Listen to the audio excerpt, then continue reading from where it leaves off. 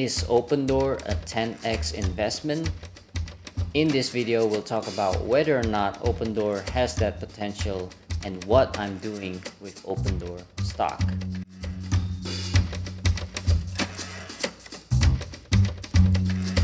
Hello YouTube, my name is Riato and this is The Simple Analyst. I tell stories about the most innovative companies in the world in a simple and easy to understand format. If this sounds like what you're interested in, don't forget to subscribe to my channel so you won't miss future videos. With that said, let's get started. So what is Opendoor? Opendoor is a vertically integrated platform that allows consumers the power to buy and sell homes online through the Opendoor app or website. So basically what Opendoor does is they're disrupting the traditional residential real estate model where they're going direct to consumer through a digital experience. And that way, their mission is to empower everyone with the freedom to move. But to truly understand Opendoor's main value proposition, we have to understand how traditional residential real estate models work. If you look at this chart, there's basically a lot of steps when it comes with buying or selling homes. You have to find an agent, you have to make repairs, you have to host open houses, you have to make negotiations, and so there's a lot of steps in the traditional route of selling or buying homes. It's really time consuming, it's very uncertain, stressful, complex, and it's predominantly offline. So to make matters worse, 20% of the deals usually fall through, meaning they don't go according to plan. And when that happens, the consumer, the buyer or the seller has to restart all the way back here and go through the lengthy process once again, which is really stressful, which is really time consuming, uncertain, complex, and offline. And that's where Opendoor comes in. People can go to Opendoor's website and type in their address, and then they can get an offer in minutes and they can sell it in a matter of days, which is so much faster than the traditional method, which can take months. So Opendoor's products are very straightforward. People can sell to Opendoor, so selling it directly to Opendoor, and people can also buy with Opendoor, basically buying homes that are listed in Opendoor's platform. And they have other services such as title insurance and escrow services, as well as Opendoor home loans. And Opendoor recently launched Opendoor Complete, which is basically a bundle of all these services into one all-in-one moving solution so that people can move easily and seamlessly. And ultimately, Opendoor aims to be a two-sided local marketplace where they're creating an e-commerce-like checkout experience for home buyers, enabling customers to shop for a home, tour it, pre-qualify for a mortgage, make an offer, select upgrades and repairs, and buy the home of their dreams just with their mobile device. Now that is an incredible value proposition because with Opendoor, you don't need to deal with double move, you don't need to deal with agents, negotiations, repairs, you don't have to wait for days or weeks or months. It's just a simple and very quick experience with Opendoor. Now let's take a look at the market opportunity. So here we know that the real estate market has been really hot. You see that median sales price of homes sold is up 17% year over year, and it's also pretty much 50%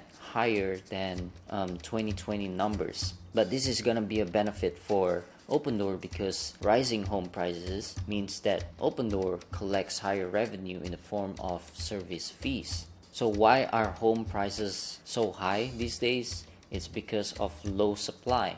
Now, according to Redfin, active listings of homes for sale is down 23% year over year. And if you compare that to 2020 levels, it's about 50% down. So that explains why median sales price is 50% above 2020 levels. But again, it's going to be a tailwind for Opendoor because lower inventory means higher home prices, which again is higher revenue for Opendoor. Here we have another chart by Redfin, and it shows the rolling average of median days on market for sold homes. What that means is that homes typically stay in the market for 18 days before they get sold. What that means for Opendoor is that the less number of days on market, that means higher inventory turnover, and then it's going to be higher revenue for Opendoor as well. But of course, the markets can't be too hot too long, and so a lot of people are afraid that there's going to be a housing crash because of rising interest rates and mortgage rates. As you can see here, another Redfin chart, home buyer mortgage payments are up 35% year over year, and that is making home buying quite unaffordable,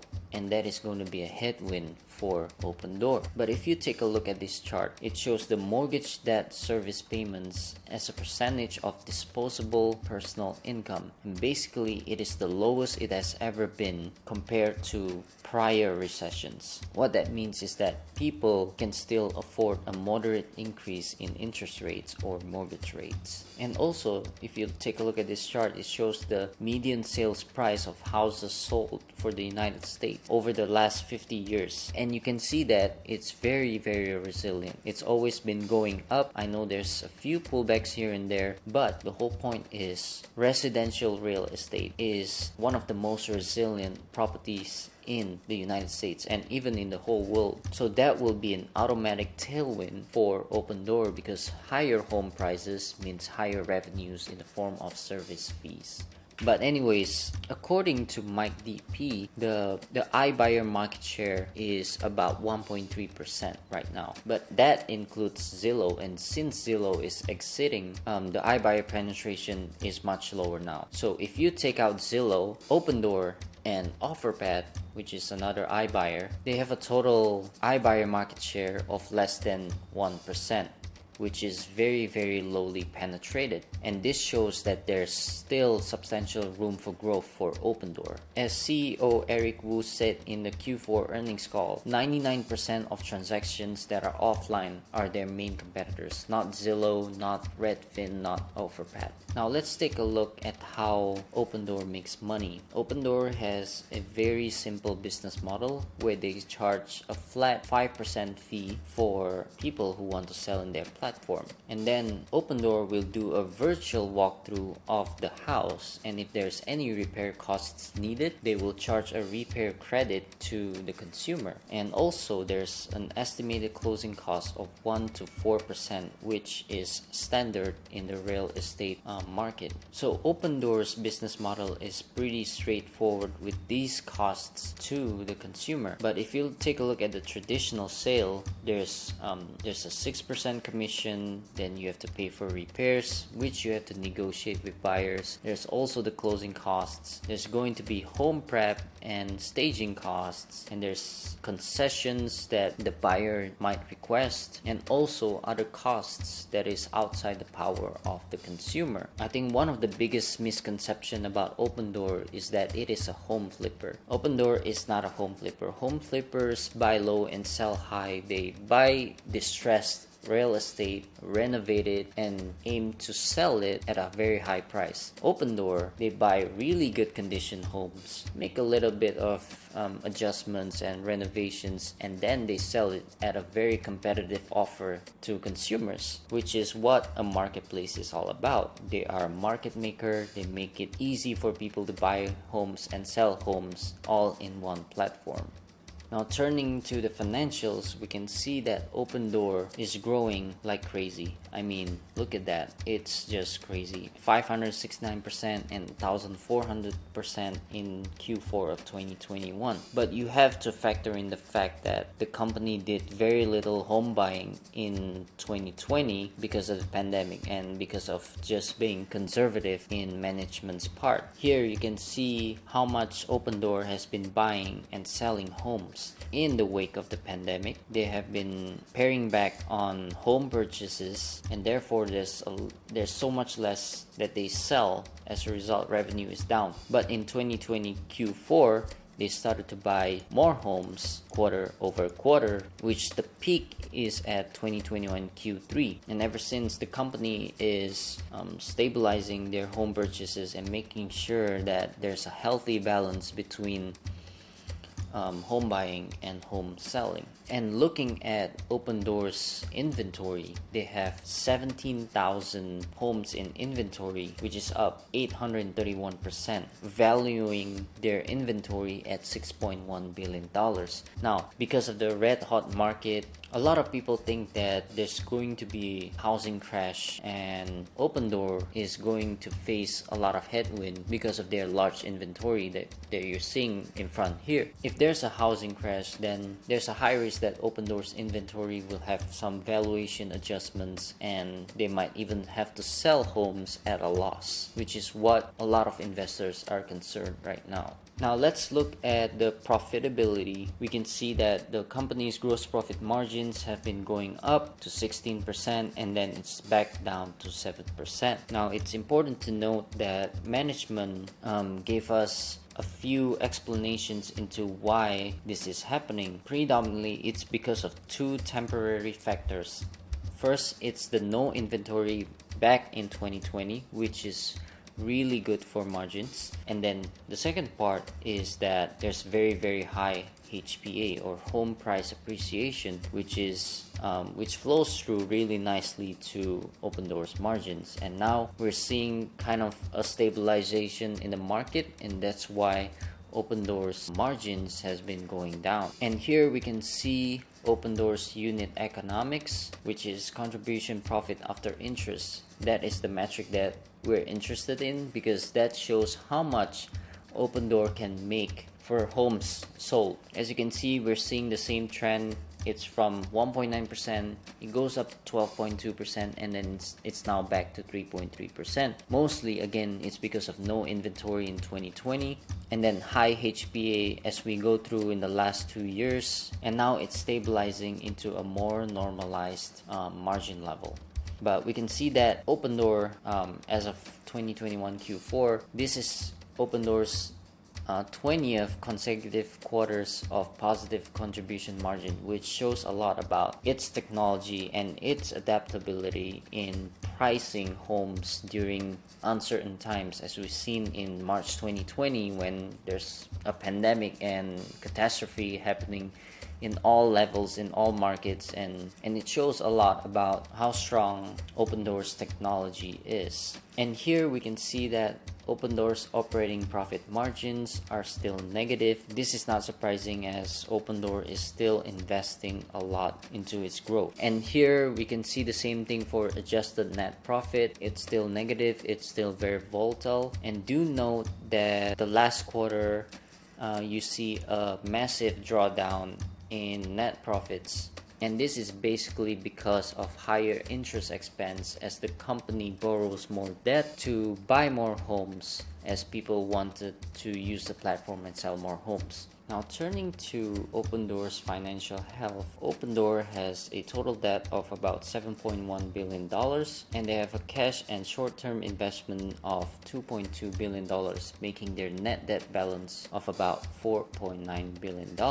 And I think their balance sheet is pretty healthy given that they have a current ratio of more than 2 times. This is because of the fact that Opendoor's balance sheet is quite liquid because they hold a lot of inventory which they can sell right away. As you can see here, for free cash flow, the company is still, again, it's still very volatile given the fact that management is still investing heavily into the future. So I wouldn't be surprised if we're still gonna see negative free cash flow margins in 2022. Turning to the guidance, management expect revenue to be 4.1 to 4.3 billion in the first quarter of 2022, which is a 462% year-over-year growth. But I think this is a very conservative guidance from management. According to Mike DP, Opendoor's buy-to-list premium is at the highest it has ever been. So the reason why Opendoor's Q3 and Q4 margins were very low is because buy-to-list premiums in August in Q3 and Q4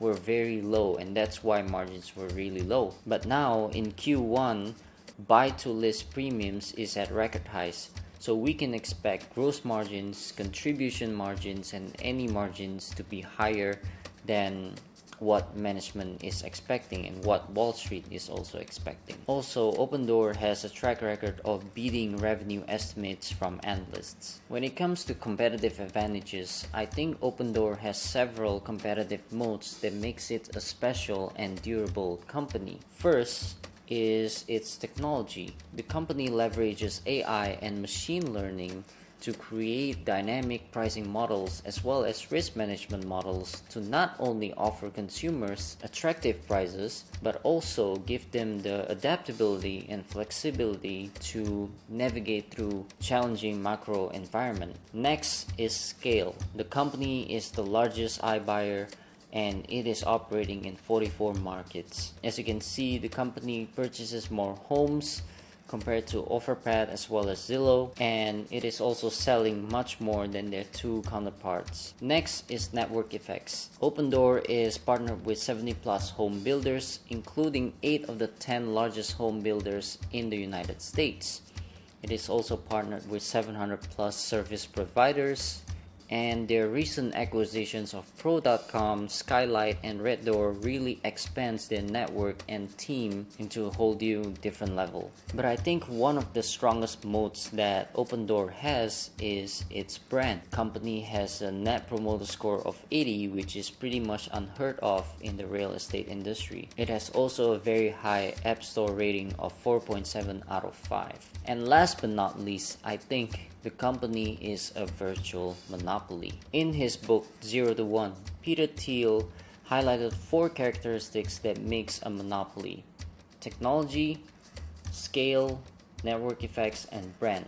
And Opendoor has all of that, and that makes Opendoor a virtual monopoly. And because of Zillow's exit, that monopoly status is becoming stronger and stronger. Again, without Zillow, Opendoor pretty much has 80% market share in the iBuyer category, which pretty much is a virtual monopoly. So turning to valuation, Opendoor has an EV to sales multiple of 0.6 times, which is extremely low, but that's quite common for a low margin business like Opendoor. Instead, we can take a look at the EV to gross profit multiple, which is about 14.2 times, which is very reasonable for a very high growth company like Opendoor. So here I've also included Amazon's valuation, and the reason why I use Amazon is because it's also a low margin business, it's also a first mover, and it's also virtually a monopoly in the e-commerce segment. As you can see, Amazon is always trading in an EV to revenue multiple of between 5 to 0.8 at the lowest, which is where Opendoor is trading right now. Opendoor has a sales multiple of 0.6, but as you can see, despite limited multiple expansion, Amazon's price have appreciated by more than 1,500x, which is absolutely insane. So that's just a case study that we can use to compare Amazon with Opendoor. And also, Opendoor just released its proxy statement highlighting CEO Eric Wu's compensation package. As you can see, Eric Wu's equity awards are divided into 6 milestones which vest upon reaching a certain price hurdle. The highest milestone is $67, which is about give or take 8x from current levels. This not only shows that management is aligned with shareholders, but they're also in it for the long run. Moving on to catalysts, I think Opendoor still has the potential to expand ancillary services, including home warranty, including moving services, upgrades, insurance, and more. Opendoor can also establish more partnerships, including home builders, REITs, banks, even internet service providers, smart home providers, utility companies, so it makes it so much easier for people to move into a new home. Next is market expansion. The company is operating in 44 markets as of year-end 2021. But it has also expanded into other regions such as San Francisco, New Jersey, New York, and it's also planning to expand into Canada. And another very interesting development is Opendoor Max. Not much news have been released about Opendoor Max, but as far as we know, Opendoor Max provides real-time detailed home value, and it is currently available only in Phoenix, Arizona. And I think this could be a SaaS offering for financial institutions to easily value real estate companies, especially in the residential real estate market. Now, turning to the risks, I think regulation will be one of the biggest risks for Opendoor because of the fact that iBuying is still a very new concept. Another risk is the higher interest rate environment. For consumers, it will be higher mortgage payment costs, which will decrease overall demand. For Opendoor, it will be much more expensive for them to borrow debt to fund home acquisitions. But it's important to note that Opendoor can raise its service charge fees. So currently Opendoor has service charge fee of 5% and their real seller conversion is about 35%. But historically though, the company has increased service fee to 10% and their real seller conversion was still 23%. So Opendoor should maintain positive contribution margins even in the down market. And last but not least, the biggest risk of all is probably a housing market crash. I think this is the biggest bear thesis against Opendoor given how hot the market has been over the last few years. But CEO Eric Wu is pretty confident that the company can still grow even during a housing market crash or housing slowdown. When he was asked about this, he answered with 4 key points. One is that our homes are liquid listed assets. So Opendoor focuses on short duration, high velocity homes, and that means they can offload inventory faster than the general market can do. The second thing is that the market moved much slower than people perceive. So as you can see here, there's only one quarter where prices dropped more than 3% since 1975. So what Eric Wu is trying to say is that a housing slowdown is not going to be as bad to Opendoor as people or investors might think. So the third thing is that the company is heavily invested in data collection. So again, they have AI and machine learning and pricing algorithms that is very adaptable to changing market dynamics. And last but not least, the company has a strong balance sheet and debt structure. The company has $11 billion of borrowing capacity, and in case there is a housing crash or housing recession, Opendoor can utilize this borrowing capacity to buy homes at lower prices and sell it at higher prices when things get better. So what is my overall investment thesis on Opendoor? I think Opendoor is a virtual monopoly supported by its brand, network effects, scale, and technology moats. The company has less than 1% market share, so I think there's a lot of room for growth for Opendoor. Personally, I have a position in Opendoor, and I know there are risks involving the housing crash and higher interest rates, but I think the 70% sell-off since November highs present a really good margin of safety for Opendoor. That's pretty much it for today, guys. If you like the video, please leave a comment, like, and subscribe to my channel so you don't miss future videos. Thank you, and I see you guys later.